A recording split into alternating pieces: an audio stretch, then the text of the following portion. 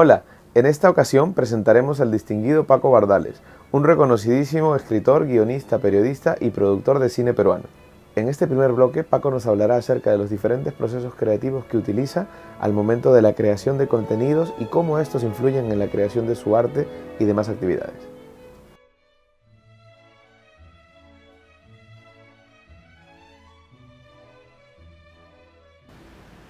Bienvenidos, en esta ocasión estamos con Paco Bardales, un productor y guionista muy reconocido del ámbito peruano, quien nos acompaña para hablar durante todo el programa respecto a la industria cinematográfica y los servicios asociados a la misma.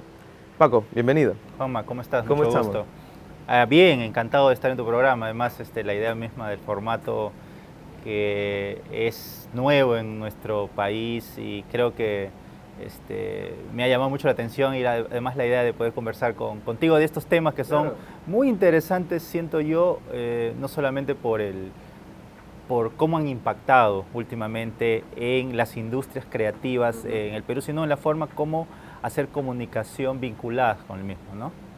Paco, a ti se te conoce mucho por el tema de tu actividad como guionista, productor, incluso eres escritor, tienes un libro, el otro día estuve viendo, tienes un libro bastante llamativo, la verdad. Cuéntame un poco tu experiencia, para la gente que no te conoce, ¿quién es Paco Bardales? Paco Bardales yo siempre digo que es un friki que está muy vinculado con todo lo que es la creación, ¿no? Empecé desde los 16 años en periodismo escrito, siempre tuve una fascinación por no solamente escribir, sino sobre todo por relatar, por contar historias. Yo viví parte de mi infancia y adolescencia en Iquitos, ¿no? La selva, y hay una cosa que siempre ha sido característica en la selva, que es la fascinación por la oralidad, por contar relatos míticos, mágicos, etc. Recuerdo a mi abuela contándome muchas historias sobre los fantasmas, los tunchis, las criaturas amazónicas de la mitología. Entonces todo eso creó un bagaje en mí que me dijo, quiero escribir en algún momento. Y ese deseo por crear me ha llevado desde el periodismo escrito a la crónica, a la gestión cultural, a la creación de contenidos, ¿no? Digitales, y últimamente a la literatura ya como un oficio y también en paralelo al cine, a la producción, al guión, a la realización. Es una actividad que, al menos para mí, no solamente es una forma de expresar,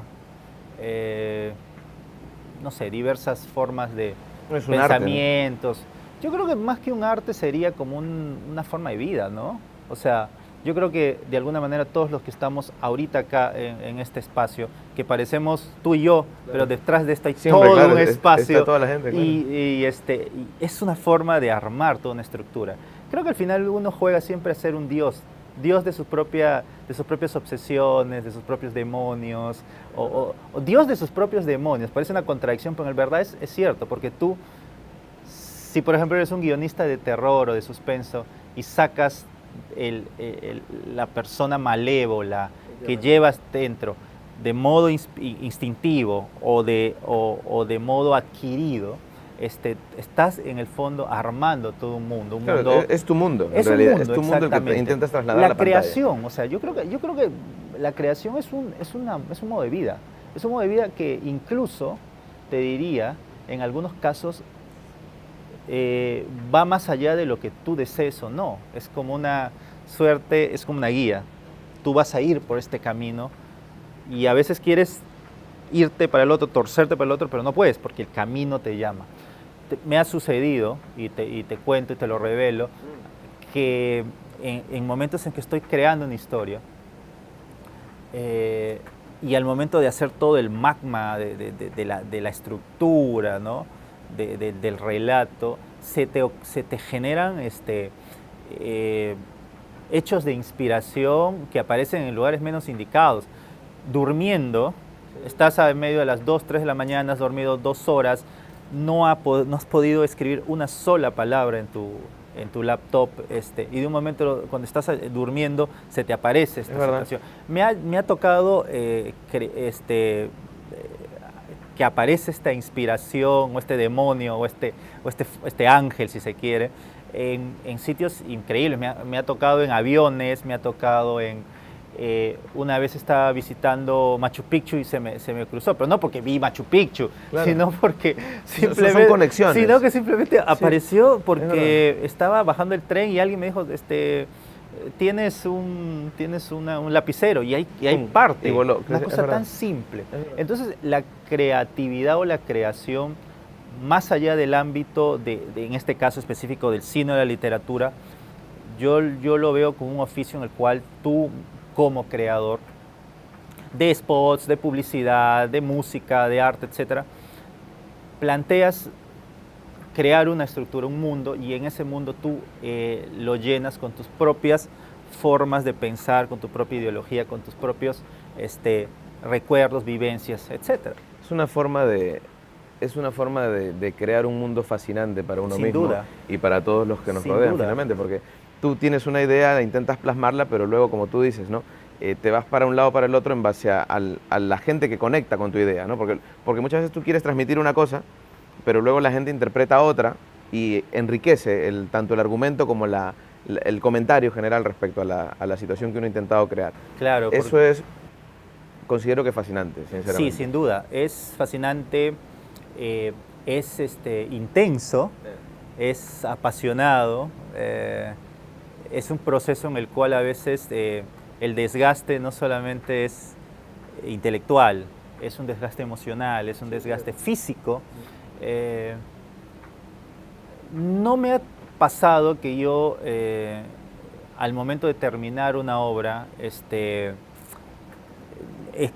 he conversado con algunos escritores, creadores, por ejemplo, ellos tienen un modo particular de reaccionar cuando terminan de escribir un guión o un libro. Por ejemplo, varios de ellos me dicen que han llorado, que lloran, es como un hijo que sale, ¿no? A mí no se me da por ahí, pero lo que se me da es de un momento a otro, termino una obra y lo que tengo es una irremediable, una compulsiva necesidad de ir a caminar.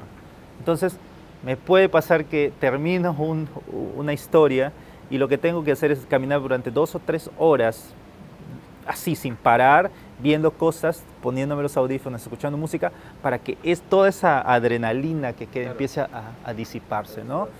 Y creo yo que son, al final, formas de escapar de la realidad, ¿no? Y es un estilo de vida, finalmente. Exactamente. Porque no es compatible con otro tipo de cosas, por ejemplo.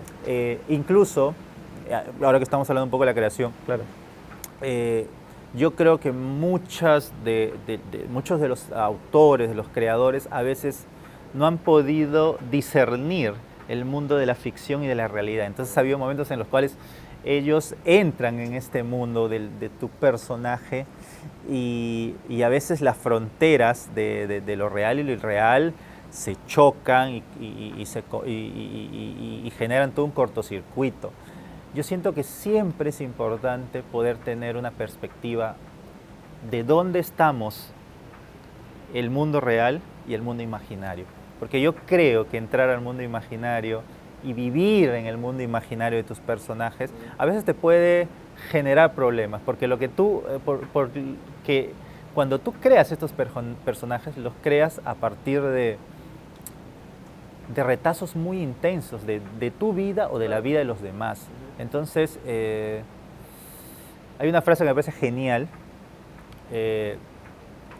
en la cual recuerdo a Dostoyevsky en Memorias del Subsuelo, que hablaba de la idea del escritor o del creador como alguien que está viviendo a partir de las vidas de los demás. Yo lo pondría en un contexto más pop. Yo creo que el escritor es un vampiro, sí, y el escritor se alimenta de todas las historias propias o del resto para poder vivir creativamente. Entonces, Es un estilo de vida, como tú dices, pero hay que saber en qué momento... Hay que saber dominarlo, ¿no? Hay que saber dominarlo, es un Sí, arte. porque también suele ocurrir, por ejemplo, a actores que se meten mucho en el personaje Totalmente. y que luego su vida la hacen pedazos, básicamente Totalmente. porque quisieron vivir la vida de un Totalmente. personaje en un mundo real. Es una forma muy, a veces cruda de decirlo, pero es cierto. Uno transpone esa frontera y yo siento que al momento de transponer esa frontera es como, no sé, un viaje de ayahuasca. Te enfrentas con tus propios demonios y a veces no puedes dominarlos. Tienes que tener una guía o tú mismo armar tu autocontrol, ¿no? Siempre hay que tener el límite. Así es. Hay que tenerlo claro.